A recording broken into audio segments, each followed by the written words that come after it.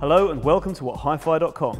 Today we're going to take you through the essential steps for getting your home cinema system to perform at its very best. In some ways, a home cinema setup is even more complex than a hi-fi audio system, and that means optimizing it can be even more difficult. Simply choosing the kit and matching your system is only the first part of the battle.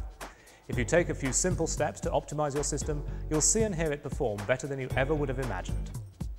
The most essential thing when it comes to balancing and optimizing your home cinema is getting the right sense of scale from both sound and vision. So if you're setting out with a fixed budget to buy a complete system, you should look to spend exactly half the budget on a display and the other half on everything else.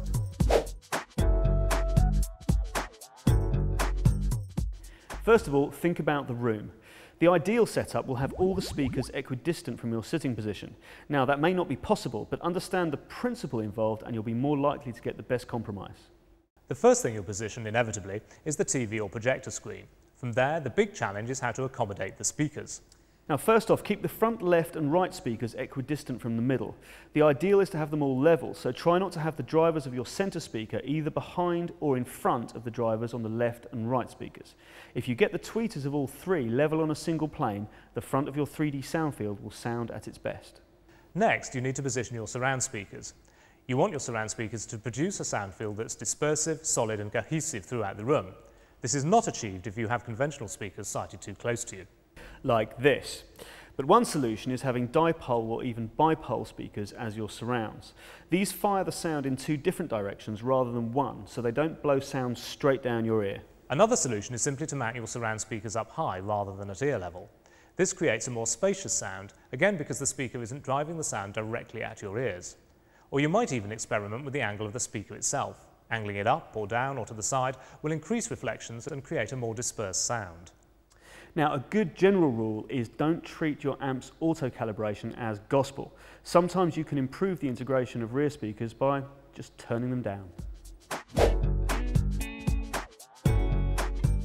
As much as you can avoid using your amplifier's error correction DSP by getting the speakers into the perfect position, the better your system will sound.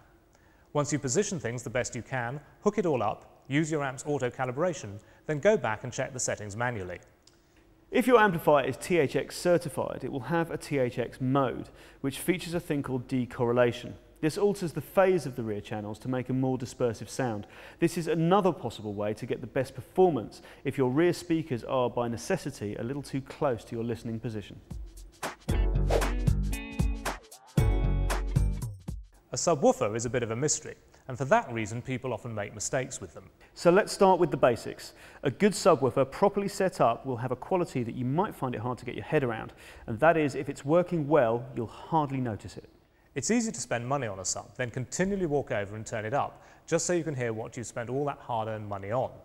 Well, don't. If you can hear your sub as a discrete, separate part of the system, it's not installed properly.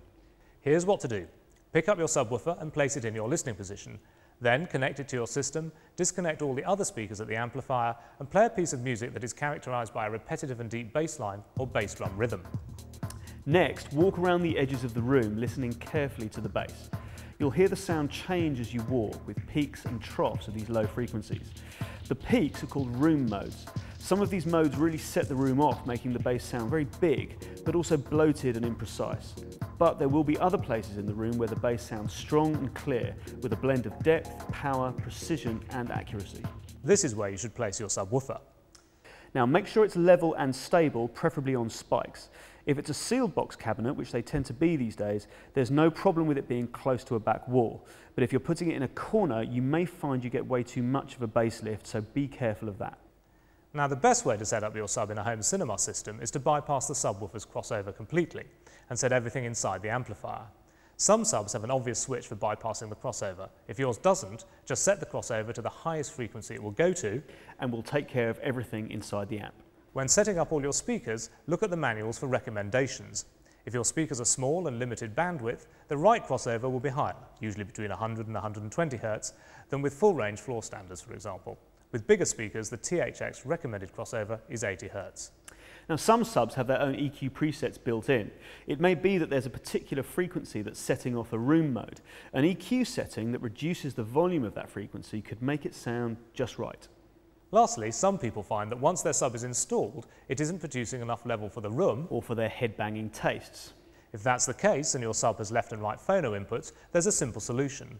Just get a Y lead like this one from QED, which takes a single cable from your amplifier's subwoofer output and splits it into 2 jacks for your sub's 2 inputs. This should result in a gain boost from the sub. Perhaps the biggest question of all is, do you want to use your home cinema system for both movies and music? If so, there are a number of things you can do to optimize the performance of your kit. The first thing to realise here is that the demands of music and film soundtracks can be very different.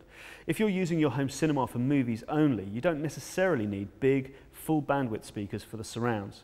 Most of what you hear in the rear channels on movie soundtracks is ambience, so in this case you may be able to create a room-friendly system by having smaller speakers or even in-ceiling speakers for the surrounds. However, music mixed in surround is a different thing, and you'll need to be more rigorous about matching up all 5 or all 7 speakers in your system.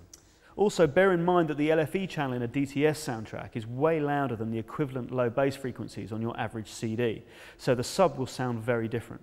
But many amps will allow you to set the speaker system up differently for movies and music. You can go in and turn down the output of DTS content without affecting the overall output of other content. Lastly, in the real world, you're likely to be using just one source component, like a Blu-ray player, for playing all kinds of discs. But try using multiple outputs from the player to the amp so that the amp treats the different inputs as entirely different sources. Many players allow you to do this, and that way you can tweak the settings for different disc formats even though they're coming from the same player. You can even do this using one wire. Using just an HDMI cable, you treat the 2 disc formats differently by selecting them as different sources on the amp. So when using it as a CD player, for example, you could turn the bass down, turn the DSP off, have as much of a pure direct pathway in the amp as possible, turn the display off even. Any number of things that can help to optimize your experience of music. Then for Blu-ray, simply switch to the other input on the front of the amp. So we hope you've enjoyed our tips and tricks for getting the most from your home cinema. Go through all of them one by one, and you can be sure that at the end of it, you'll be getting the most out of your system. So join us again next time, and we'll continue to bring you more advice on getting the very best from your kit, right here on whathifi.com.